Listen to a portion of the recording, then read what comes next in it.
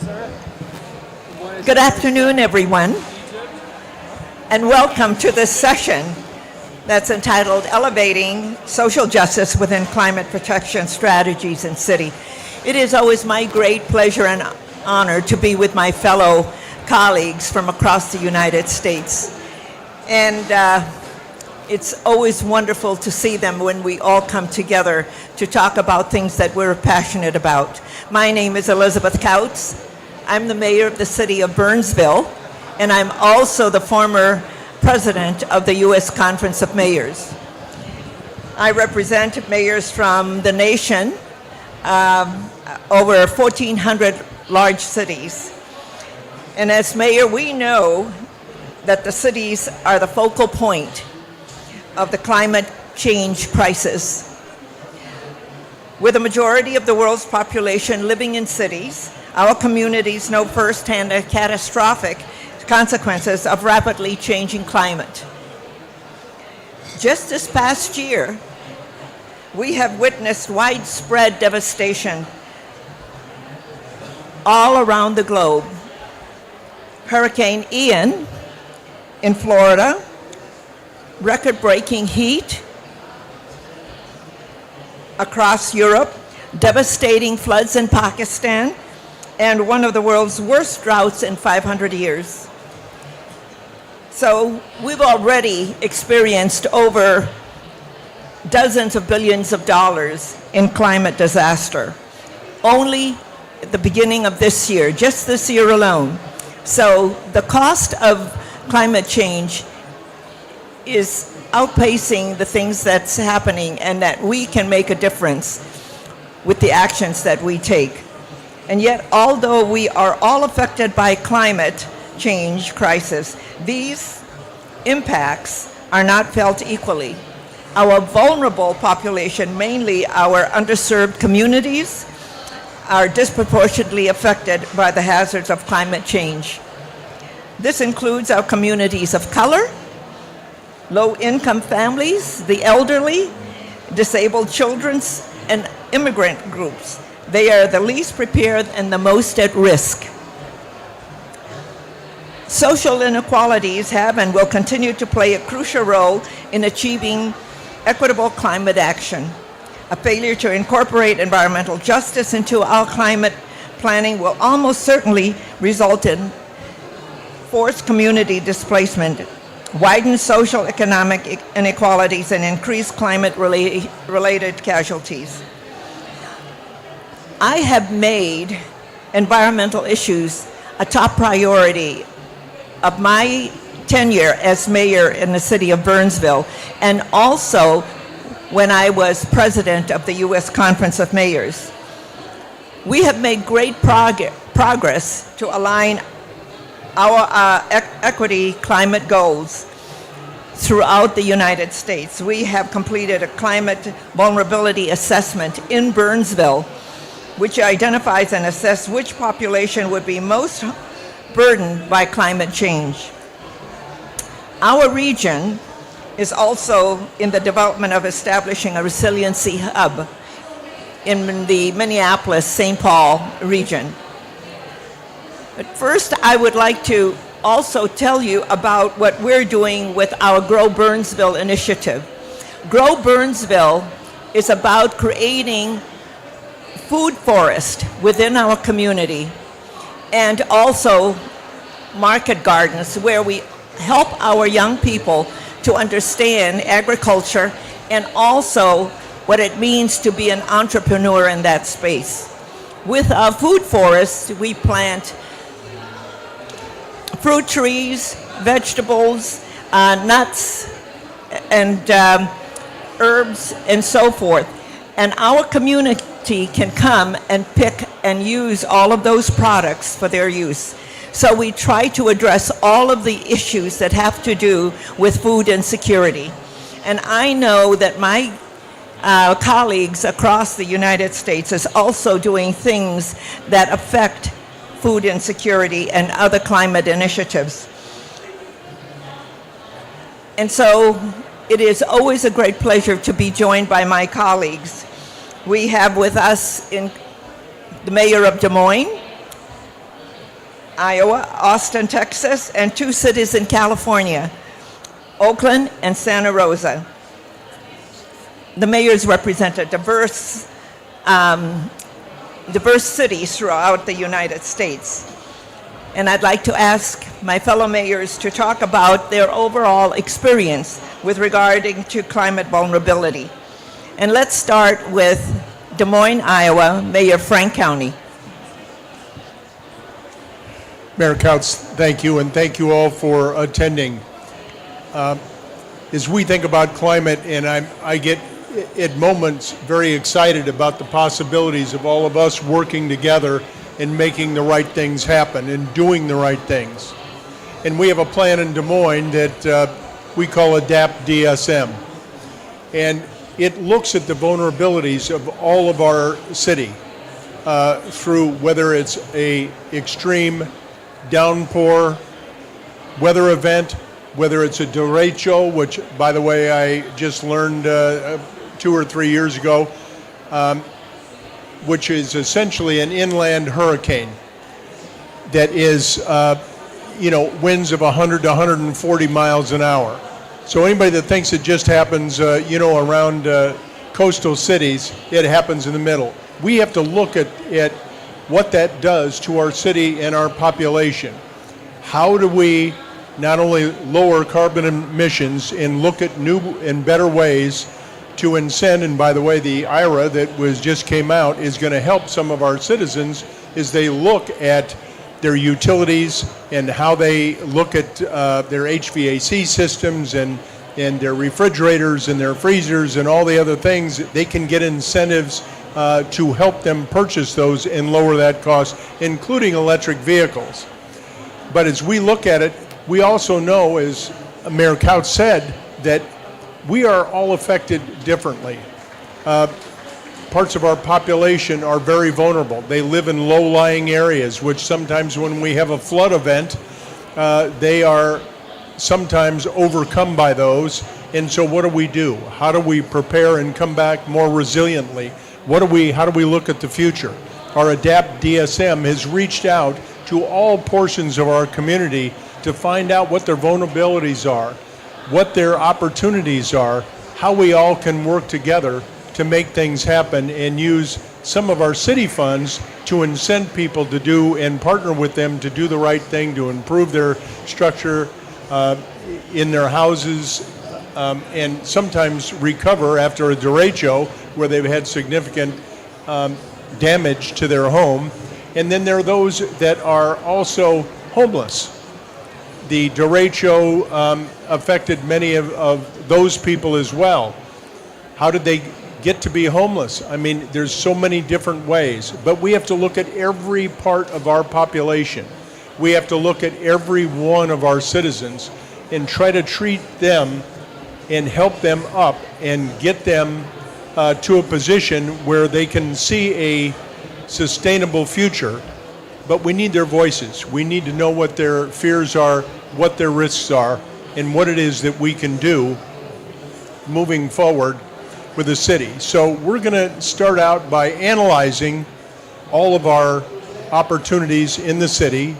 We're going to look at our risks, and then we're going to go out and continue speaking to all of our folks and to try to figure out where it is that we go from here and how it is that we can help them.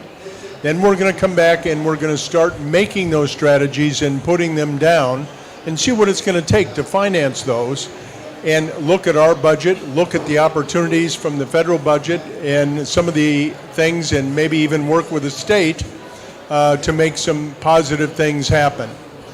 And when we put all those down, and we're going to review it with our citizens, and then come back again and say, all right, here's our priorities, here's our strategies, here's how we're going to move forward. Where do we go from here? And as we finalize those strategies, and everybody, we hope, we get sort of a consensual agreement on it, then we're going to look at where do we go from here and how do we start this and implement it, move from all of our best thoughts and wishes and hopes and prayers to action. We need to all start with that right now. And that's what we've been trying to convince all of our citizens in the city of Des Moines that we're all in this together. Whether it's business, whether it's residences, whether it's the government at all levels, and of course we're the capital city in Iowa. And so we have federal government offices, we have state offices, we have county offices, and we have local offices. And we have to look at what all of those voices and opportunities and funding, how do we work together and play well together actually to make things happen positively. We sometimes get discouraged as some people are climate deniers and think that, oh, this is just a one-off, it's not going to happen again, but we've seen it happen way too many times. And my nearby neighbor in Minnesota, Mayor Couts, and I both sort of share some interesting observations of climate. We've seen in Des Moines, Iowa, temperatures up to 110 degrees in the summer. But then in the winter, we've seen temperatures at 40 below zero in Des Moines, Iowa. So we get huge ranges in those, and that presents risks as well, is we have to protect sometimes the most vulnerable during the summers to get them out of the heat, to have cooling areas, to get water, to try to protect those who are least able to protect themselves. And then we try to do the same thing during the winter. So as we look at our planning and we look at where we're going, and as we implement our strategies, we have to review them. And we have to say what's working and what's not. Where are we finding partners that can help us build the capacity and the momentum to keep moving forward? And we as a city, in our operations, have to lead by example. And we're doing that with our buildings. As we look at them, all of our buildings now, new and the remodels are going to be LEED Silver or above. We have 2 LEED Platinum buildings. We look at our vehicles. We're looking to transform to all-electric vehicles. And that will take a while as they're available, first of all, and we look at the performance of those and how they work. And then we have to look at, where do we go from here in our buildings and how do we help our neighbors and our friends? And again, local government, we're where it happens. If anybody thinks that they have dreamed up all the circumstances in Washington, D.C. or the state capitals around this country, not so. All of our circumstances are a little different. We have to look, again, as I say, at those opportunities that we have and those risks and analyze them and put a plan together that moves us forward, not just for today, because the work that we do today can't be just for 2022 and 2023 and maybe 2024. As I have listened and been so hopeful and boosted by the Inuits who say, we have to look at what we do today, how does that affect positively the 7th generation out? We have to think far ahead, we have to move ahead. By the way, let's keep our 1.5 dream alive. Thank you. Thank you, Mayor County. And now let's hear from Oakland Mayor Libby Schaaf. Thank you. It's so great to be up here with some of my favorite mayors. I want to talk about 3 things when I think about what social equity means in climate work in Oakland. And they are data, stories, and curb cuts. Data, story, and curb cuts.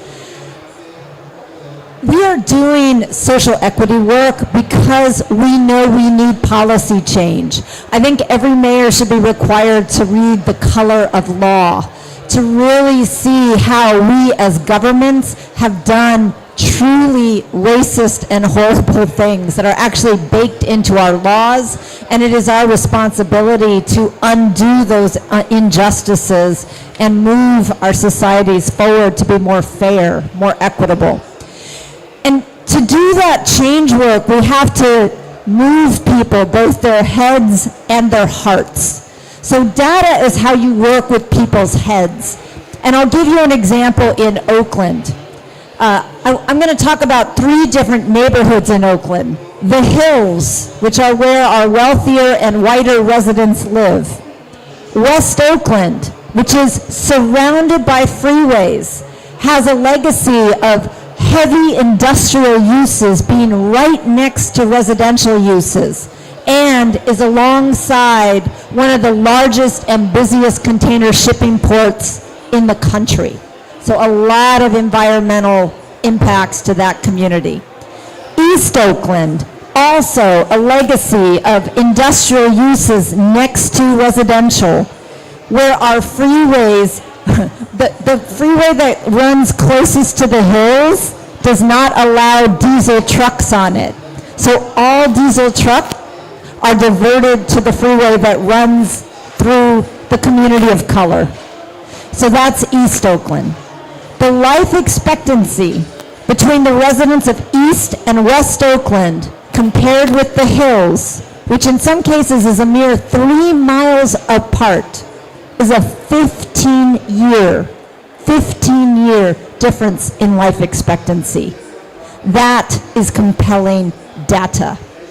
Now, stories. Stories are important. I think a lot of us are talking about narrative change to really try and challenge some of the negative assumptions people have.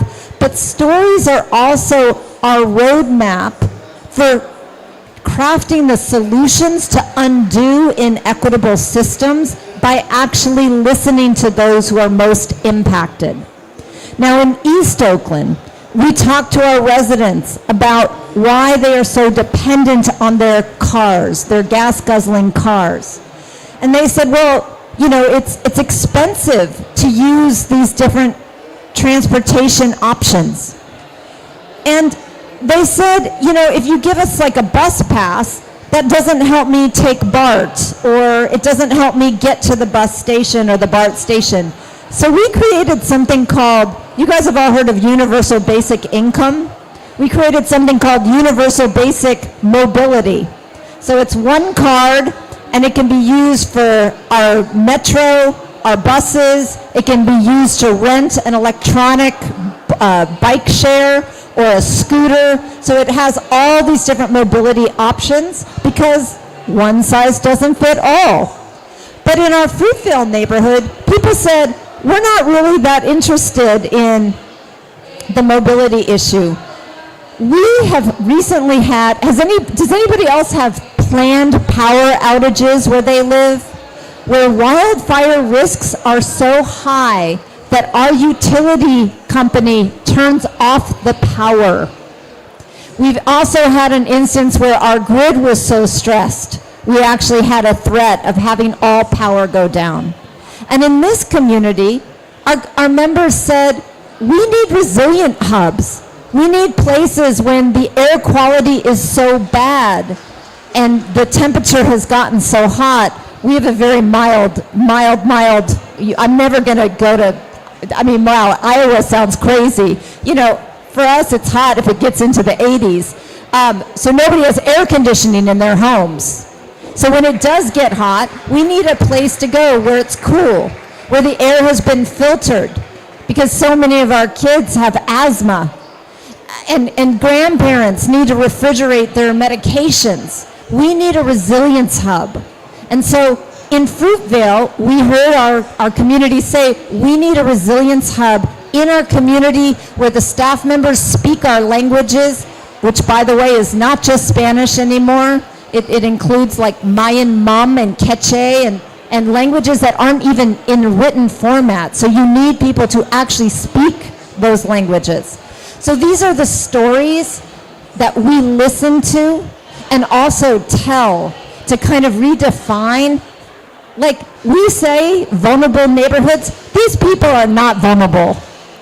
They are the strongest, most resilient people you would ever have the honor to meet. And then lastly, I said curb cuts. Angela Glover Blackwell is the founder of PolicyLink. I'm also very proud to say she's an Oakland resident. And she calls it the curb cut theory. You all know that when you walk down a sidewalk, often there's a curb cut at the end. And those were put in through incredible advocacy by people who live in wheelchairs, people who have physical disabilities. But what they found was when they put these curb cuts in, everybody was safer. Moms carrying babies on their hips didn't trip over the curb. People pushing strollers could get around more safely. Delivery people pushing carts to deliver goods could get around more safely. Curb cuts benefited everyone.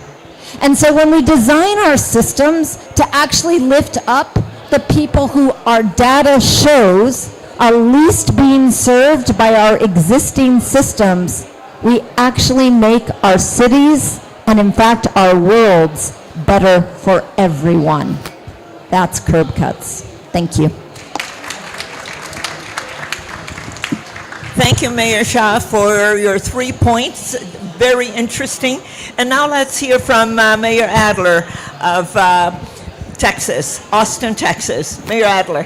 Thank you, and yes, it's great being here with colleagues, and especially talking about this issue in this place, because so many of the conversations that are happening here over this 2-week period of time begin with a conversation about climate change and really quickly get to a conversation about equity. The issues that are holding up the main treaties and the main agreements happening internationally are revolving around equity issues and fairness issues. So it's real important that it's something that we talk about explicitly. We just redid our climate plan in Austin, and I'm really proud of the fact that we accelerated our goals to get carbon free from 2050 to 2040. I'm excited that we came up with real measurable goals to reach over a 3-year period and a 5-year period and a 10-year period, so that our goals weren't as amorphous. But what I am probably most proud of is we renamed the document to reflect what was the goal and the intent and what we wrote in the plan. And Austin now has a climate equity plan, elevating that and recognizing that at its base, all the decisions that we're making with respect to how we deal with climate change mitigation and resilience are equity issues. So when I hear people talking about elevating social justice, my belief is that begins with listening and learning, because I think that's the most important place to be. In Austin, we've had over the last 8 years 3 100-year storms. We've had 2 historic droughts. The number of issues have just seemed to be coming every other week as they're happening in other cities. What we had in February of 2021 was the coldest cold period that we had in our city's history. We never got to as low temperatures as we got for a 2-week period of time. We never had rain and snow at the level that we had during that period of time. Our roads iced. We live in a city in Texas that has no such thing as a snowplow, because why would you ever need a snowplow in Austin, Texas? And what we also had was our resilience plan on how we deal with those really extreme weather events, except that everything that we had in our plan involved our emergency folks being able to get out and move. Everything that we had was dependent on us having water and electricity, because we in our city lost power and we lost water in our city. So everything that we had planned to do as part of our resilient structure, we could not do. And an amazing thing happened. Our community, on their own, recognizing that it was not going to be government coming with the answer, figured out how to keep one another safe. Neighborhoods got together. Neighborhoods recognized what individuals needed. Streets got together. Neighborhoods across town got together and figured out how to get from one place to another place. We had, the old movie with the fire, and they're passing the bucket brigade. We had citywide bucket brigades. getting water from one part of the town to another and food from one part of town to another. And what we learned from that was that in an elevation of social justice, in looking at the communities in our city that are most vulnerable, the best answers to dealing with that vulnerability come from those communities. We have resilience hubs too in our city, pushed for that, and I think many cities are moving that direction. It changed the number of hubs we now have. It changed where we put those hubs. It changed the function of those hubs. It changed what those hubs had in terms of resources. We're looking again at how we think we're doing equity in our city to try to really do equity in our city. Just really quickly in terms of programs, because we were supposed to share programs in our city, we have solar programs so that people in our city can put solar on their roofs and they can participate in generating power. They can put power into our system and actually earn money. They can co-invest in new technologies, which work if you can afford a solar array on your roof. But if you can't, then you can't participate. So we've created community solar facilities so that people in any neighborhood can participate in the same risk and benefit and opportunity that comes with that.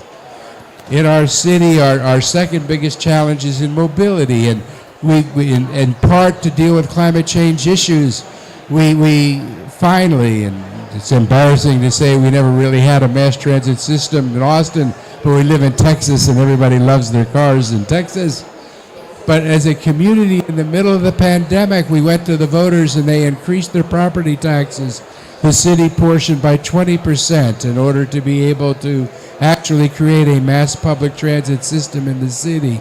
And we recognized that in doing that and announcing the route, the very first thing that would happen is that all of the areas that we were trying to bring transit to because they were mobility challenged would now see the property values go up by 50% or 75%, because now 70% of the affordable housing in our city was within a 10 or 12 minute walk of a station. So we put into that mobility plan a $300 million line item that had nothing to do with mobility. That was $300 million purely to invest in affordable housing and dislocation and the ability to create people the ability to be able to stay in their homes in the areas they were in, even while we were doing this incredible thing that's going to really help us remove the carbon load of our city. So I think this is a great topic for people to be talking about, and you have great mayors up here that are doing wonderful things. Yeah.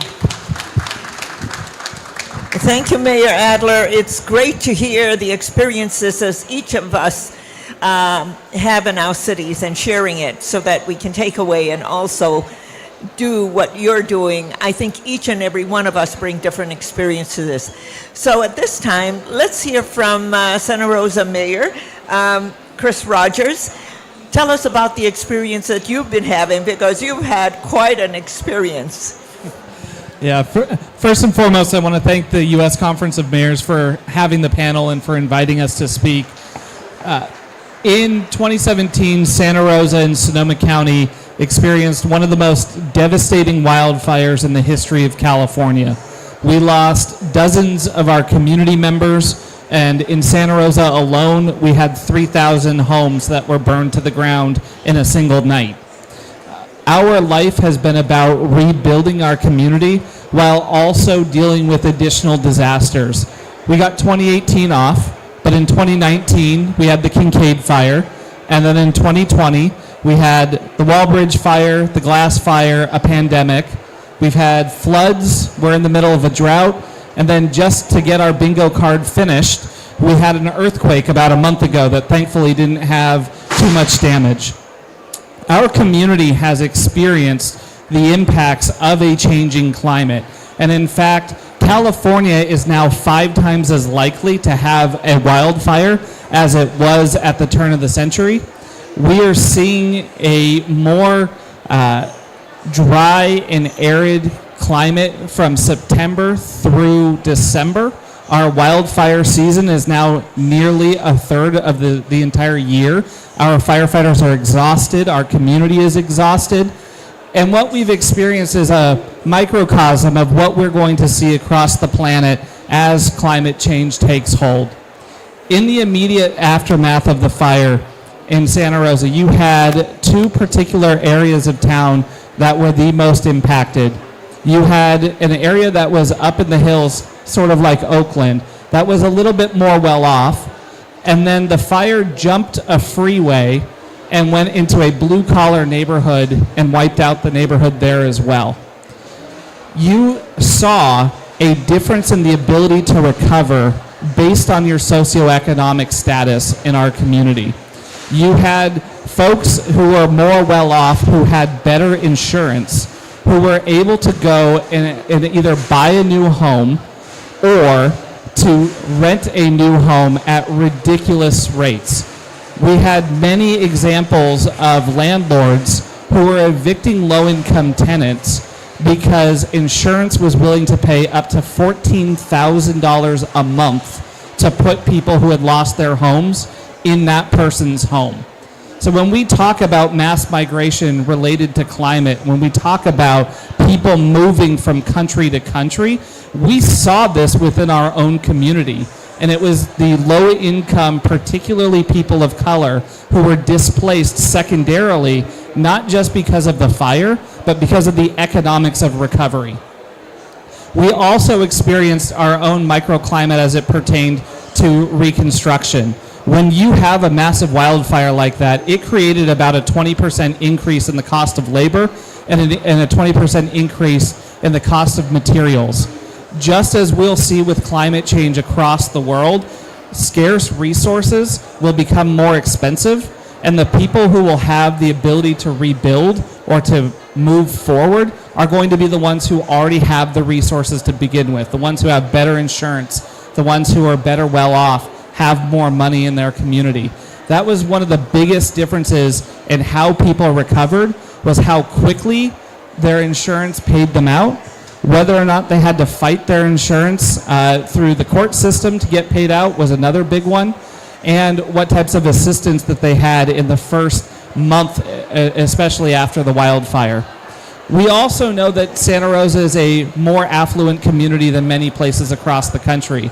But what we were able to accomplish was to bring in an entirely new permit department to start rebuilding faster when no other city had been able to do this resulting from a wildfire or any other types of disaster. Our ability to recover was directly linked to the privilege that we had in our community and the resources that we had available at the time while we waited for state and federal money to flow in as well. And we know that other places that are impacted do not have that same ability.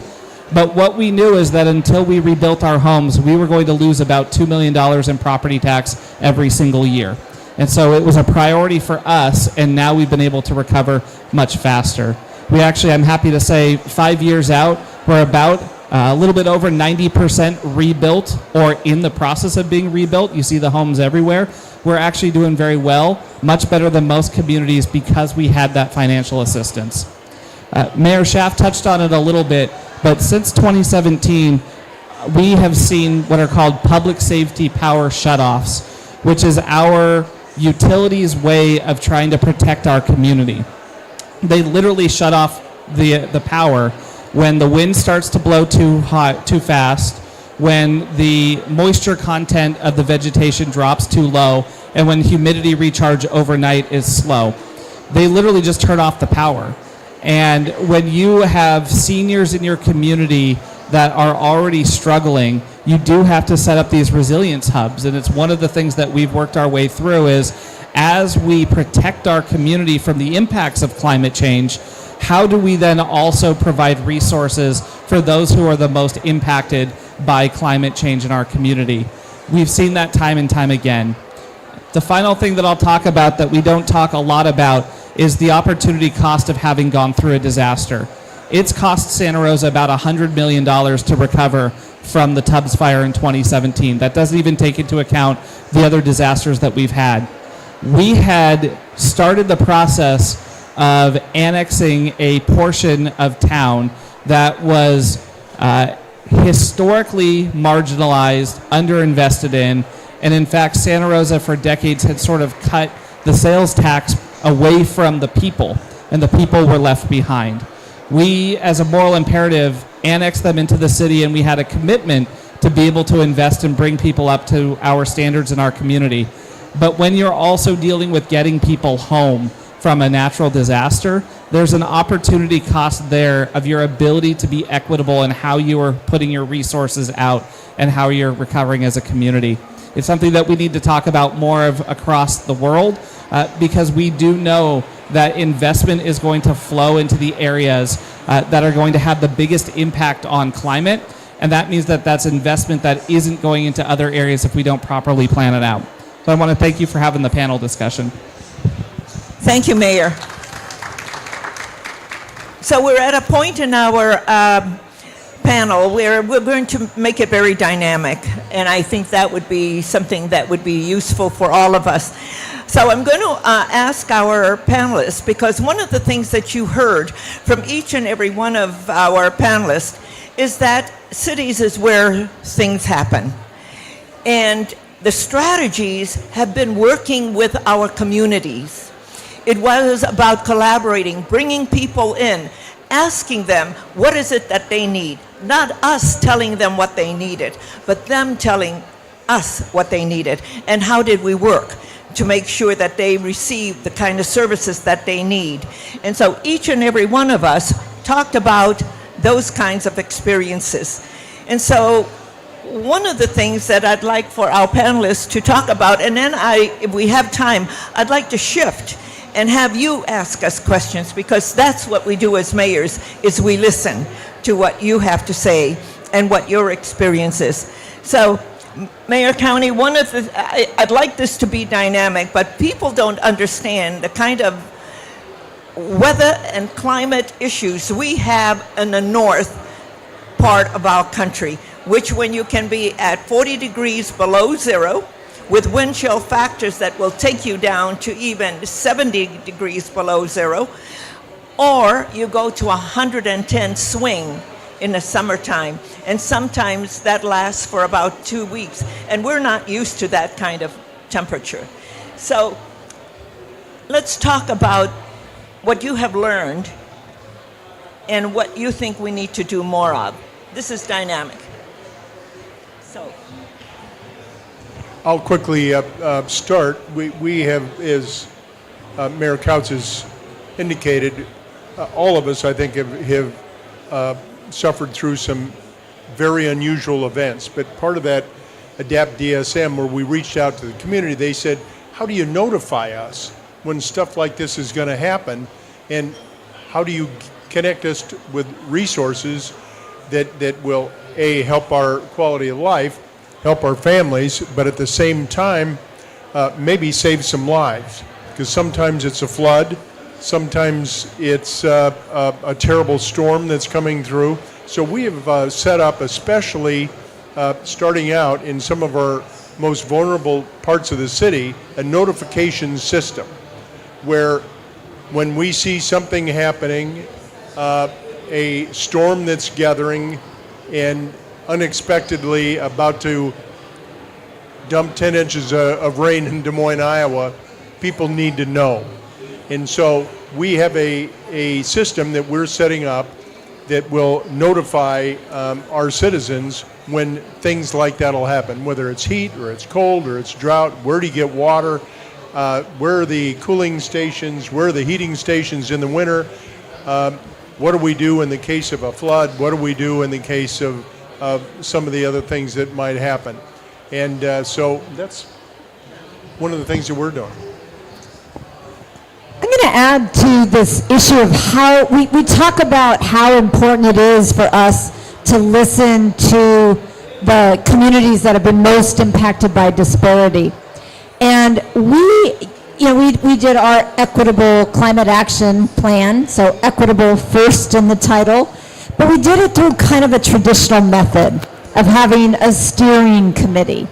And our director of race and equity pointed out to us that we're kind of replicating hierarchical structures, and that we need to get a little bit more creative about how we meet people where they're at, and how it's not always the same kind of usual spokespeople for these communities that tend to dictate what these communities want. And one example I really enjoyed during the pandemic, Oakland made national headlines because we rolled out like tons of miles of slow streets right away at the beginning of the pandemic. We took our long-term bike plan and we actually repurposed it, and literally, like, one of my staff members loaded my dented minivan with sawhorses and like Xerox signs and like ran around Oakland setting them up saying like, this is a slow street, like, ta-da. Very janky, but it worked.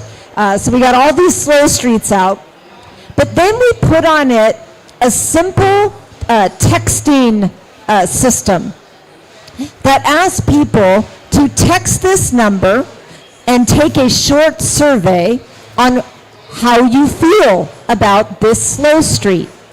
And what we saw was that overwhelmingly in our whiter and more affluent neighborhoods, people loved the slow streets. And this means these streets are closed to through traffic, and that people are encouraged to walk, bike, jog, scooter, bring your kids on their roller skates, to also use the street for recreational purposes. Cars are discouraged from going on the slow streets, and if they do go on, they need to drive slow.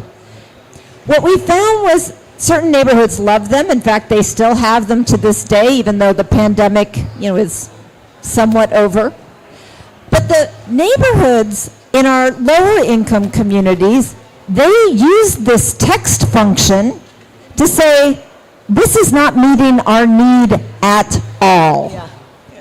What we want is we have dangerous streets where we are afraid to cross these streets to get to the COVID testing center, to get to the laundromat, to get to the neighborhood grocery store. I don't care about a slow street. I need a safe crosswalk. And so we totally scrapped the slow streets in those neighborhoods based on the immediate feedback that we got through a simple text survey. And so figuring out different ways to hear people and invite their wisdom in is, I think, another piece of our kind of lessons learned.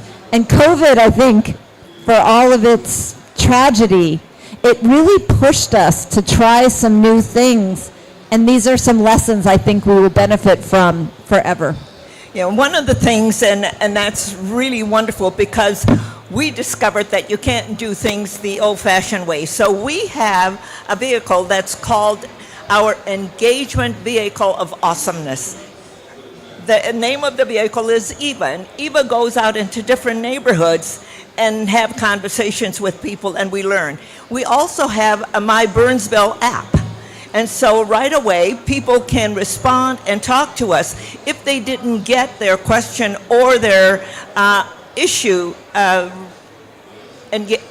answered at the engagement site. They can always use the app. But it's about talking to people. So we have Eva, the Engagement Vehicle of Awesomeness.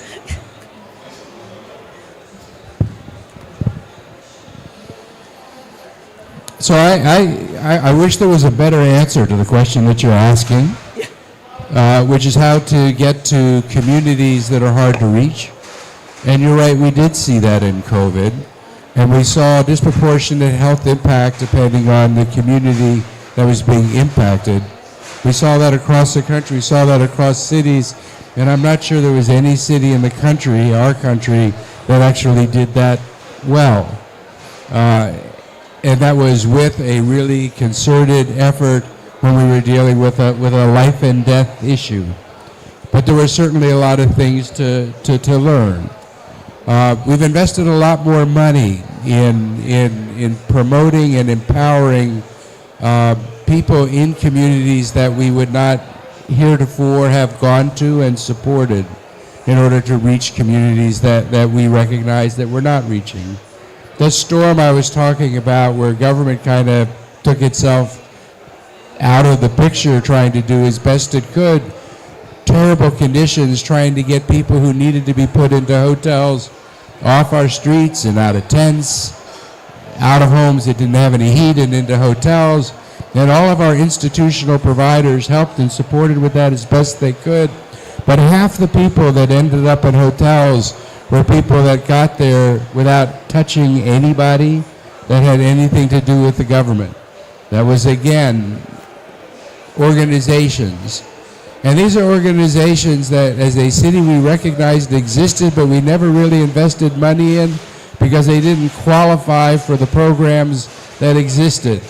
They didn't have the necessary insurance or the bonding capacity. They weren't doing the background or security checks. Very few of these folks and organizations had the experience to be able to submit for federal reimbursement for programs. And what we learned again was that there was this entire operation of support and assistance that existed outside of what we were doing. So now we're investing in that, investing in a really non-directional kind of way. And we're trying to reform the rules that we have so that organizations that wouldn't ordinarily comply or meet standards, taking a really hard look at what those standards are and the reason and basis for those standards, recognizing that they're probably not the appropriate standards for us to have. One of the most understated variables in building resiliency during and after a disaster is social cohesion. And shout out to Brad with Sonoma County Water in the audience, who after becoming a fire survivor organized his neighborhood, and it was literally neighbors helping neighbors figure out how to become a contractor, an insurance agent. They helped one another, and that's how that community got rebuilt. And we took lessons from that in Santa Rosa, and we started throwing block parties for neighbors to come out, where neighbors could then sign up with their other neighbors for a contact list. They had a master list of needs in the event of a disaster. They all knew, I've got a wheelchair over here that I can put in. I've got a generator over here if something happens. They categorized what each of them could bring to the tables, what their inputs were and what their needs were. And we've built more resilient neighborhoods as a result of that.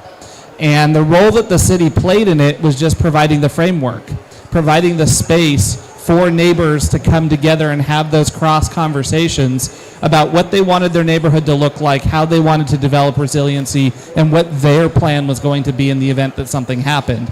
I think we need to do a better job of that, and that's what we've been trying to do with our Director of Community Engagement and our Community Engagement Office, is give people an opportunity to build social cohesion and take care of one another, know their neighbor, and care about their community.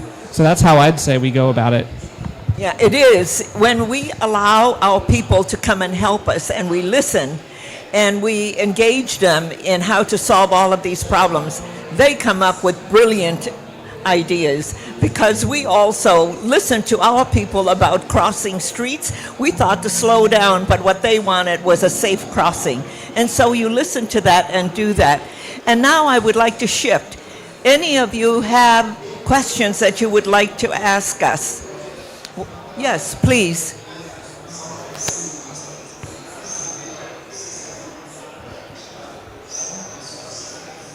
Thank you all so much for being here. I personally grew up in a town in Michigan that was fairly rural, and then a town in West North Carolina that was also quite rural. And an issue with climate change that a lot of the mayors and city council people that I heard speak run into was that these places had divvied themselves up, so that those on the hills essentially had their own towns and their own districts, and no longer they were willing to sacrifice not voting in the mayoral elections in exchange for not dealing with some of the regulations that come with climate change. And we know that while cities are the places where climate action is most fervently pushed, it's not the only places where in our country CO2 emissions are fervently pushed out. And a lot of that happens in these rural farming communities, especially in California, that then cause things like these fires, and especially in the Midwest. I just drove through Iowa this summer, and I really found myself noticing the level of immediately, Des Moines as a huge city, then surrounded by a lot of rural farming communities. So how, as a mayor of a city, do you deal with that kind of power dynamic and that negotiation when you don't have the immediate control over those who are, also part of the problem and also desperately needed in the solution? Thank you. Yeah, I'll jump in first if I can, because this is one of the largest arguments that I hear from people about why should we destroy our economy trying to address climate change, ignoring that that's wrong, when we have other places that are not taking it as seriously as we do. And my answer is very simple. My community has felt the sting of climate change, and we have a moral obligation to use the tools that we have to do what we can, because we can, to try to prevent that from happening in another community. And whether another area isn't going to take it as seriously as we do and put in the same inputs, we still have that obligation to take that on. And I'll tell you, Sonoma County, where I'm from, we're one of the only places in the world that can provide 100% renewable energy 24/7 from local sources. We ship our wastewater injected into geysers that create steam, and that powers our buildings, and actually all of the city of Santa Rosa's municipal buildings are 100% renewable. And it's because we can that we have an obligation to do that. There are other places, farm towns especially, that don't have that type of a resource, that don't have that type of investment that's already been made, and that's fine. We need to help provide tools to them. But as a mayor, I only get to work with my own jurisdiction, and we've developed that political will and that ethos around climate change really just because we know that we can, and we need to be able to do that. Anybody else want to add to that? I absolutely agree with everything that you said. Let me add to that. Some of us live in places, I don't want to say anything disparaging about anybody in the state of Iowa, but we have some climate deniers there. And so, believe it or not. And also people that never seem to want to recognize the pandemic. And so we struggled, I specifically, because we declared a medical emergency in 2020, March 15th, mostly because of our input from other mayors, not only around the country, but mayors around the world, who said, you better get ready. And when we started seeing the cases popping up. Now, unfortunately, there's a individual that is our governor, who didn't look at these issues the same way that I did. And she, I don't think, quite understands the science, whether it's behind climate change or it's pandemics or, quite frankly, education.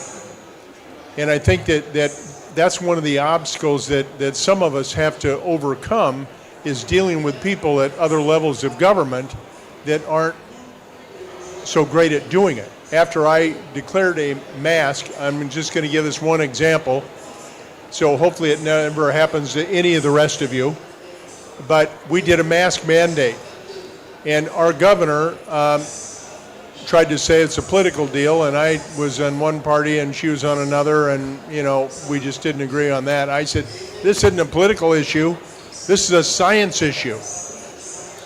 I said, we need to all understand that, and at our level of government, we deal with everybody, whether they wear a red shirt or a blue shirt or a green shirt or no shirt. It's about the health and well-being of all of our citizens and putting together protocols that meet guidelines. In that case, looking at what WHO said, what CDC said, and what health experts in the state of Iowa said was the right thing to do. Well, unfortunately, some of the media picked it up when I said this is not a political test, this is an IQ test. And unfortunately, the headline in the article said Des Moines mayor tells governor this is an IQ test. And she immediately went back to the legislature as soon as they started the 2022, this year's session, well, actually 2021, and took away my home rule authority to be able to do that. And she's done it in multiple ways. So we have to try to look at politics, unfortunately, while we're working for all of our citizens. There are those that are so politically driven that they follow the lemmings that are going down some very odd roads. So I just add that to what's been said here, and let's all work together to try to overcome and educate a whole lot of people that really need it.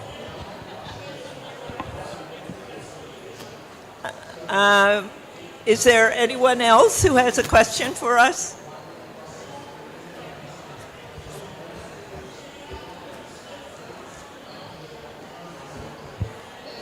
Mayors, thank you for being here, and thank you for the work that you're doing. One of the themes that has run through each of your comments has been that you have faced climate disasters in your locales. I can hear myself. You have all faced climate disasters in your locations, wherever you are, and you have dealt with them. But what I really would like to hear from you is how you have engaged education, faith-based groups, other NGOs in bringing these coalitions together. Because in disaster response, 80% of the work is done by NGOs. It's not done by the government. What are you doing to bring all these diverse forces together? That's a great question, and there is no mayor up here that does not know how valuable our NGO community is. I'll build on something that Steve said. One of the things we've started doing is creating kind of a hub and spoke system for our nonprofits. We recognize that a lot of nonprofits were so small and didn't have the infrastructure to accept government funding. So it's almost like block grants. We would put a large grant out to a large organization with the promise that they would actually disperse it to smaller, truly grassroots organizations. Like, we had one organization that focuses on African immigrants and speaks their languages. That was something our government didn't have the capacity to do. We saw huge rates of infection during COVID in our Latino community. But we were shocked when we saw even like 5 times that in our Mayan Mum-speaking community, because we recognized that we were putting information out in Spanish, but these people did not speak or read Spanish. So these are the kinds of recognizing that we've got to tweak our own systems to actually activate more of our nonprofits, especially the small, truly grassroots ones. And the last thing I'll add is for our resilience hubs, we started assuming that our resilience hubs would be in public facilities. And I will say we do have a cool deal where we have a hydrogen cell-powered bus that actually now will plug itself into our library to actually run that resilience hub off the hydrogen cell. But that's fine for one community. We had other communities where the churches wanted to be the resilience hub, and they had the relationship in the community. So we're actually funding them to be the resilience hub because they asked for it. And you've heard that theme from all of us. It's about listening, it's about lifting up the resources, the wisdom, the wealth that is in the community already. Yeah. And I'm just going to, I'll give you a really quick example.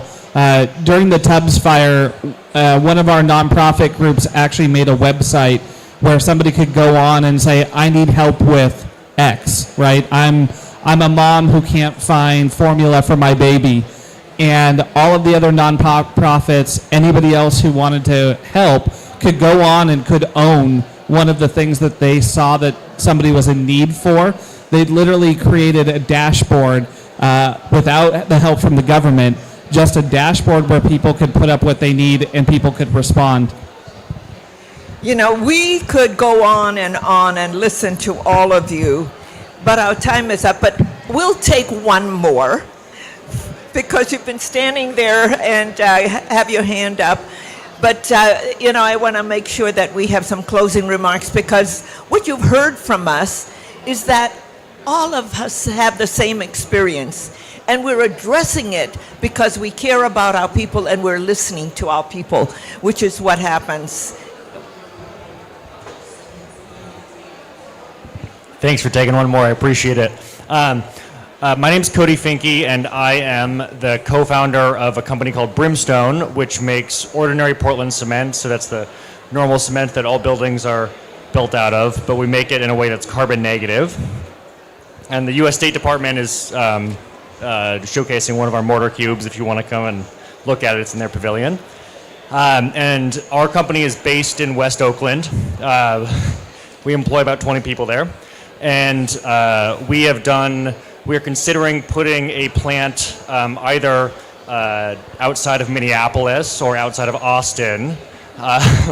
So this is a pretty convenient panel for us. We actually, Santa Rosa, there actually is good quality rock there, so we should talk about that too.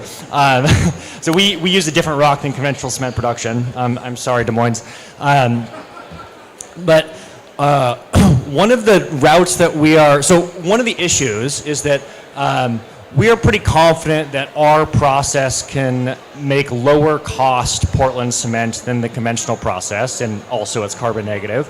But in order to be lower cost, we need to get to scale, which means we need to build a typical size cement plant, which costs about $500 million. And that's a sum of money that you typically need to go to a bank for. Unless you're a giant cement company, then you can put it on your balance sheet. But we're not, we're a startup. So we've been exploring trying to get advanced commitments for procuring zero carbon cement. Not advanced payment, just advanced commitment, so we could take that to a bank and say, look, we have a buyer lined up. You know, potentially it's the city of Oakland or Austin. And we, so we're trying to explore whether or not that's possible. So I was wondering, you know, from all of you, whether or not advanced procurement commitments on carbon negative cement is something that's possible. I say, yeah. Like, why not? And I mean, if it isn't now, we could make it so.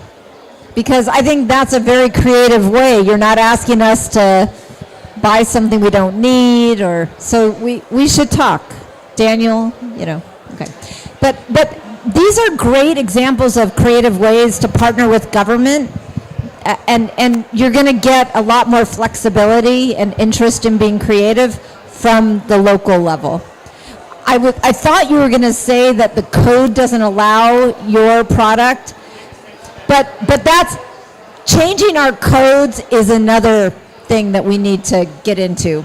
I know that's not your problem, but it's another big problem. But yeah, let's do it. So thank you, everyone, for being here.